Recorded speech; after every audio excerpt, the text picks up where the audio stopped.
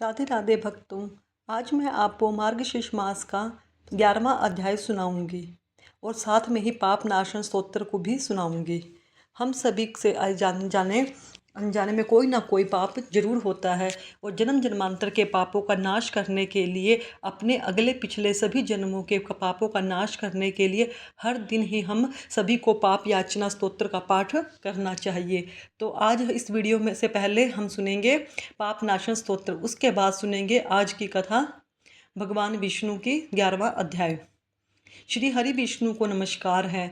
मैं अपने चित्त में स्थित सर्वव्यापी अहंकार शून्य श्री हरि को नमस्कार करती हूँ। मैं अपने मानस में विराजमान अव्यक्त अनंत और अपराजित परमेश्वर को नमस्कार करती हूँ। सबके पूजनीय जन्म और मरण से रहित प्रभावशाली श्री हरि को नमस्कार है। श्री हरि अर्थात श्री विष्णु मेरे चित्त में निवास करते हैं। श्री विष्णु मेरी बुद्धि में विराजमान है। श्री विष्णु मेरे अहंकार में प्रतिष्ठित है और श्री विष्णु मुझ में भी स्थित हैं। वे श्री विष्णु ही चराचर प्राणियों के कर्मों में स्थित हैं। उनके चिंतन में मेरे पापों का नाश हो, जो अध्ययन करके पापों का हरण करते हैं और भावना करके स्वरूप स्वप्न में दर है। देवराज इंद्र अनुज शरणागत जनों का दुख दूर करने वाले उन पाप हरि श्री विष्णु को मैं नमस्कार करती हूँ। मैं इस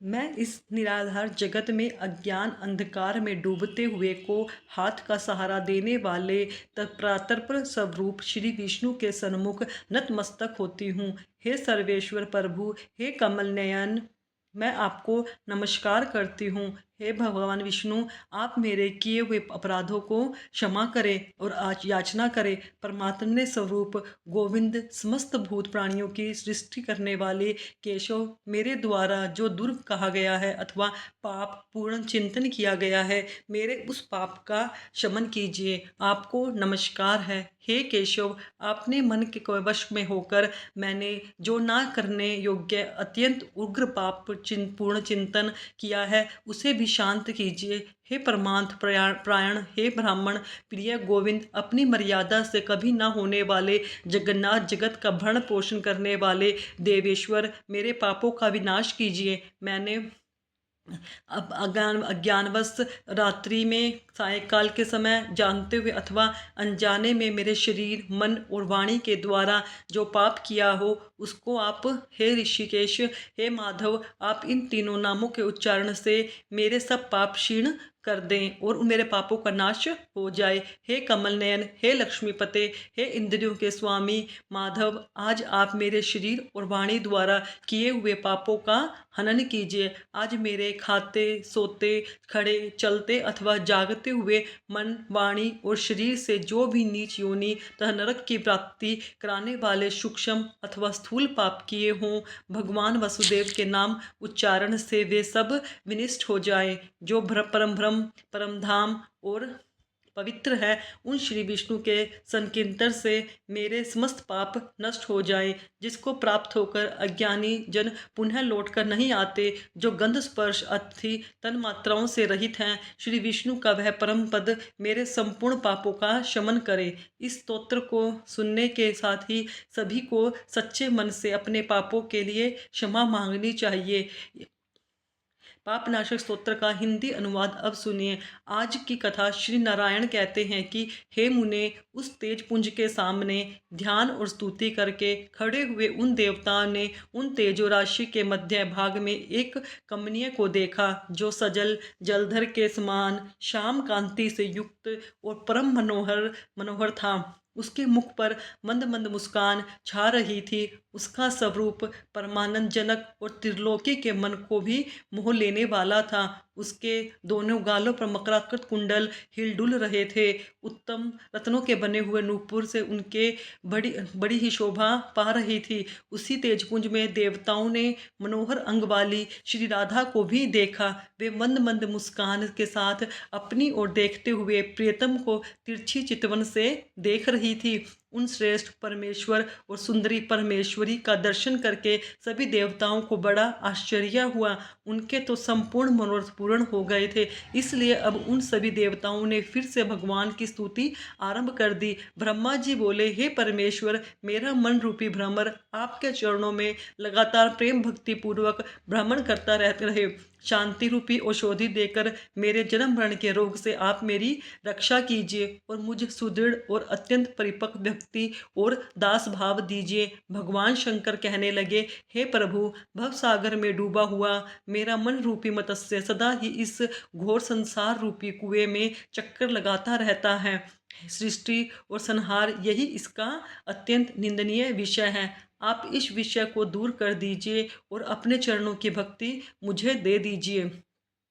धर्म बोले, हे मेरे ईश्वर, आपके आत्मीय जनों के साथ साथ मेरा सदा समागम होता रहे, जो विषय रूपी बंधन को काटने के लिए तीखी तलवार का काम करता है और आपके चरणों में स्थान दिलाने का एकमात्र कारण है। हे प्रभु, आप जन्म मरण में मुझे अपने चरणों की भक्ति प्रदान कीजिए। भगवान नारायण कहते हैं, हे देव ऋषि, इस प्रकार स्तुति करके मनोरथ पूर्ण हुए। वे तीनों देवता कामनाओं की पूर्ति करने वाले श्री राधा वल्लभ के सामने खड़े हो गए। देवताओं की यह स्तुति सुनकर कृपा निधान श्री कृष्ण के मुखारविंद पर मंद मंद मुस्कान खिल उठी। वे उनसे हितकर और सत्य वचन में बोले, भगवान श्री कृष्ण ने कहा कि तुम सब लोग इसी समय मेरे धाम में पधारो और यहाँ तुम्हारा स्वागत है। जी के आश्रम में रहने वाले लोगों का तो कुशल पूछना उचित ही नहीं है। यहाँ आकर आप सभी निश्चित हो जाइए। मेरे रहते भला आपको क्या चिंता है। मैं समस्त जीवों के भीतर विराजमान हूँ, लेकिन स्तुति से ही प्रत्यक्ष होता हूँ। आपका जो अभिप्राय है वह सब मैं निश्चित रूप से जानता हूँ। हे देवताओं, शुभ और अशुभ जो भी कर्म है वह सब समय पर ही होगा। बड़ा और छोटा सब कार्य काल से ही संपन्न होता है।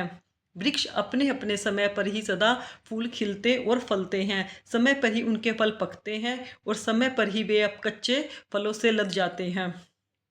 सुख दुख, संपत्ति विपत्ति, शोक चिंता तथा शुभ और अशुभ सब अपने अपने कर्मों के फल हैं और सभी समय पर ही उपस्थित होते हैं। तीनों लोकों में ना तो कोई किसी का प्रिय है और न ही अप्रिय है। हे देवताओं, आप लोगों का यहाँ गोलोक में जो एक क्षण बीता है, उतने में ही पृथ्वी पर 7 मनवंतर बीत चुके हैं। 7 इंद्र समाप्त हो गए हैं और इस 8वें इंद्र चल रहे हैं।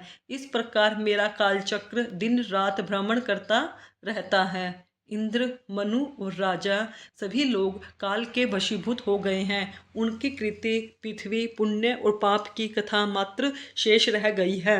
इस समय भी भूमि पर बहुत से राजा दुष्ट और भगवान निंदक हैं। उनके बल और पराक्रम महान है, परंतु समय के अनुसार वे सब के सब कालांत यम के ग्रास हो जाएंगे। यह काल इस समय भी मेरी आज्ञा से ही उपस्थित है। वायु मेरी आज्ञा मानकर ही निरंतर बहती रहती है। मेरी आज्ञा से ही अग्नि जलती है और सूर्य तपते हैं।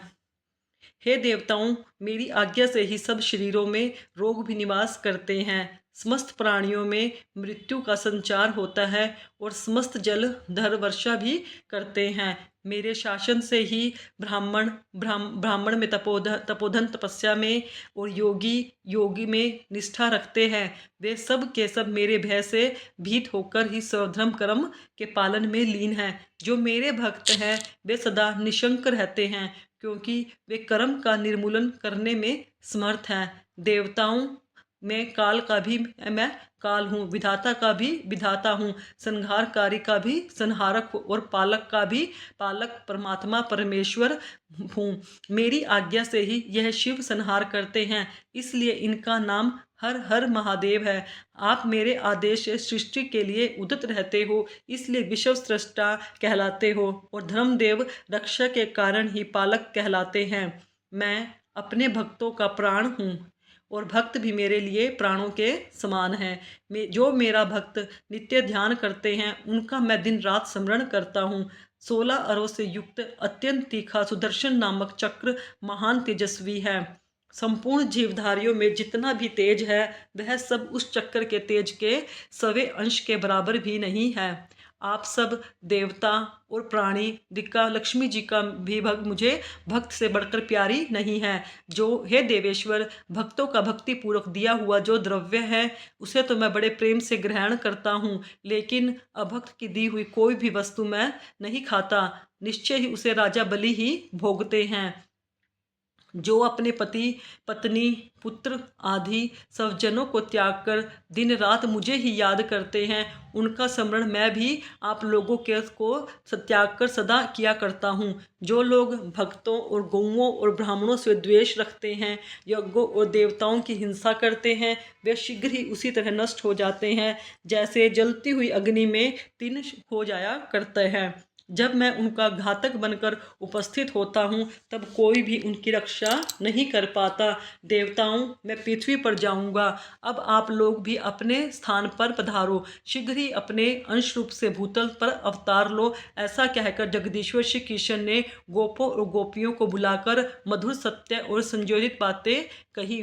गोपों और गोपियों, सुनो, तुम सब के सब नंदराय जी का जो उत्कृष्ट व्रज है वहां जाओ और उस वज्र में अवतार ग्रहण करो। राधिके, तुम भी शीघ्र ही वृषभानु के घर पधारो। वृषभानु की प्यारी पत्नी बड़ी साध्वी है, उनका नाम कलावती है। वे सुबल की पुत्री हैं और लक्ष्मी जी के अंश से प्रकट हुई हैं।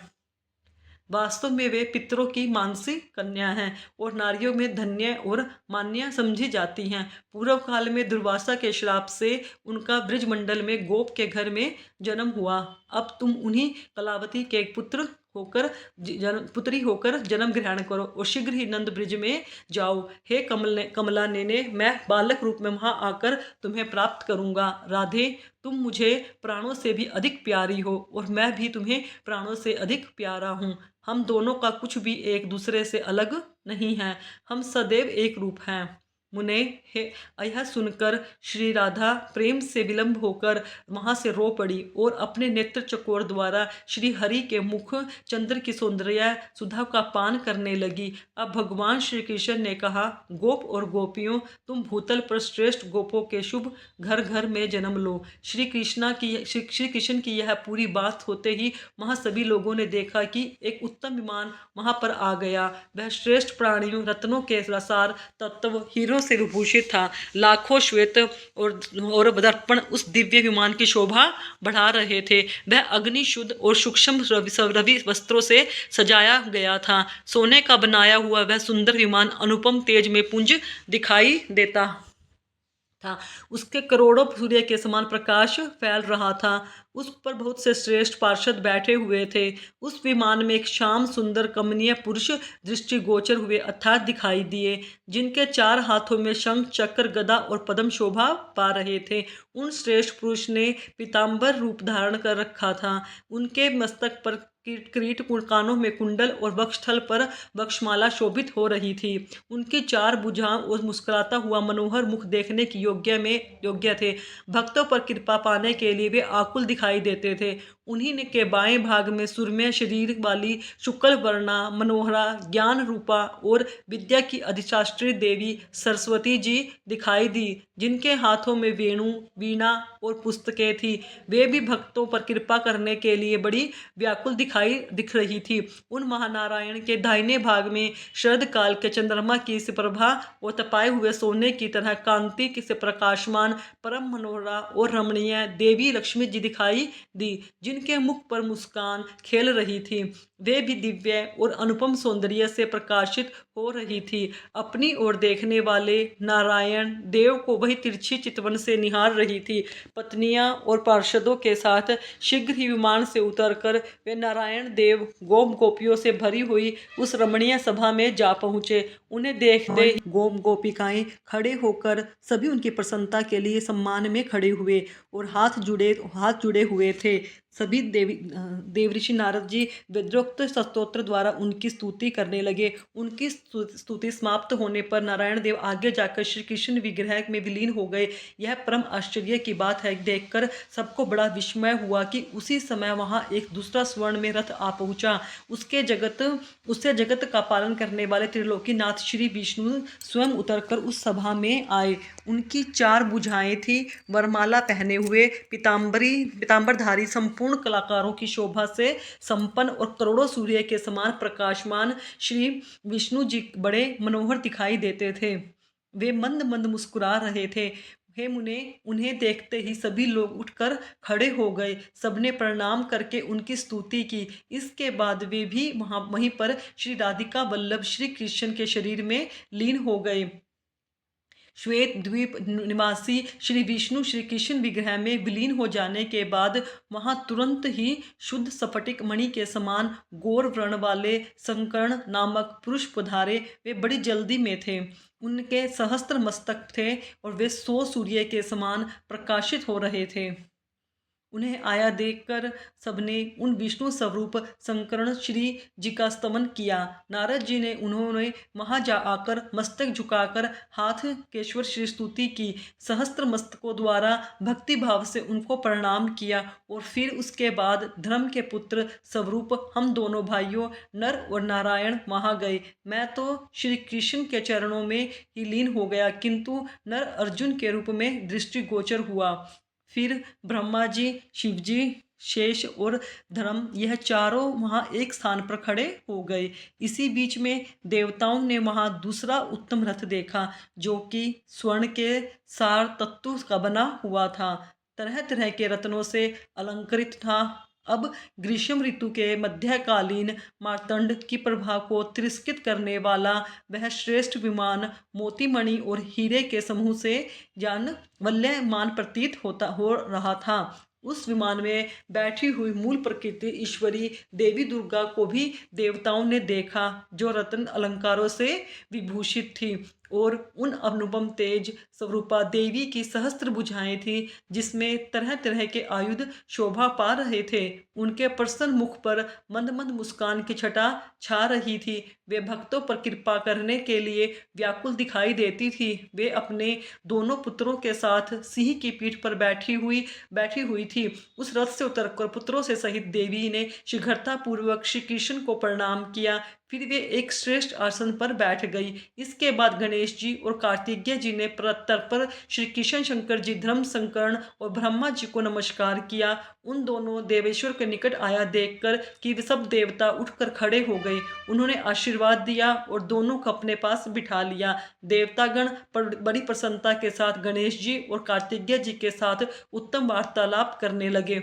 उस समय देवता और देवी उस सभा में श्री हरि के सामने बैठ गए। उन्हें देखकर बहुसंख्यक गोप और गोपिका आश्चर्य से हैरान हो रही थी। फिर श्री कृष्ण के मुखारविंद पर मुस्कुराहट खेलने लगी। वे लक्ष्मी जी से बोले, हे सनातनी देवी, आप नाना रत्नों से संपन्न विषम के राजभवन में जाओ और वहां विदर्भ देश की महारानी के उदर से जन्म धारण करो। हे साध्वी, मैं स्वयं कुंडलपुर में जाकर तुम्हारा पानी ग्रहण करूंगा।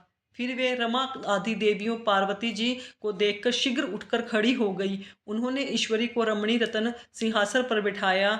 हे विप्र, नारद, पार्वती जी, लक्ष्मी जी और सरस्वती जी, यह तीनों देवियां परस्पर यथोचित कुशल प्रश्न करके वहां एक आसन पर बैठ गई। वे प्रेम पूर्वक गोप कन्याओं से वार्तालाप करने लगी। कुछ गोपियां बड़ी प्रसन्नता के साथ उनके निकट भी बैठ गई। इसी समय जगदीश्वर श्री कृष्ण ने वहां पार्वती जी से कहा, सृष्टि और संहार करने वाली, हे कल्याणमी महामाया स्वरूपिणी देवी, हे शुभे, आप अंश रूप से नंद जी के ब्रज में जाओ और वहां नंद के घर यशोदा जी के गर्भ में जन्म धारण करो। मैं भूतल पर गांव गांव में आपकी पूजा करवाऊंगी। समस्त भूमंडल में नगरों और वनों में मनुष्य वहां की अधिष्ठात्री देवी के रूप में भक्ति भाव से आपकी पूजा करेंगे और बड़े ही आनंद से तरह तरह के द्रव्य और दिव्य उपहार तुम्हें अर्पित किया करेंगे। हे शिवे, आप जैसे ही भूतल पर स्पर्श करेंगी वैसे ही मेरे पिता वसुदेव यशोदा जी के सूतिकागार में जाकर मुझे वहां स्थापित कर देंगे और आपको लेकर चले जाएंगे। कंस का साक्षात्कार होने मात्र से आप फिर से शिव जी के समीप चली जाओगी और मैं भूतल का भार उतारकर अपने धाम में आ जाऊंगा। ऐसा कहकर श्री कृष्ण तुरंत ही 6 मुख वाले स्कंद से बोले, बस बस शेरवेश्वर, आप अंश रूप से भूतल पर जाओ और जामंती के गर्भ से जन्म ग्रहण करो। सभी देवता अपने अंश से पृथ्वी पर आए और जन्म ले तो निश्चय ही पृथ्वी का भार हरण करूंगा। नारद ऐसा कहकर राधिका नाथ श्रेष्ठ सिंहासन पर जा बैठे। फिर देवता देवियां गोप और गोपिकाएं भी बैठ गई। इसी बीच में ब्रह्मा जी श्री हरि के सामने उठकर खड़े हो गए और हाथ जोड़कर विनय पूर्वक उन जगदीश्वर से बोले। ब्रह्मा जी ने कहा, प्रभु इस सेवक के निवेदन पर भी ध्यान दीजिए।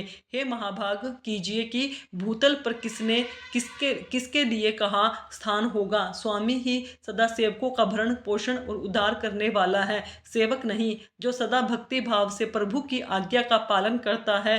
कौन देवता किस रूप से अवतार लेंगे, देवियां भी किस कला से तीर्ण होंगी, भूतल पर कहाँ कहाँ किसका निवास स्थान होगा और वह किस नाम से विख्यात होगा।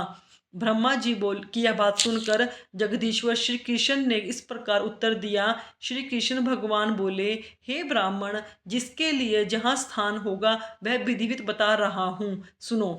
कामदेव रुक्मणी के पुत्र होंगे और शंबरासुर के पुत्र घर में जो छाया रूप में स्थित है वह सती मायावती के नाम से प्रसिद्ध रति उनकी पत्नी होगी। तुम उन्हीं रुक्मणी नंदन प्रद्युम्न के पुत्र होंगे और तुम्हारा नाम अनिरुद्ध होगा।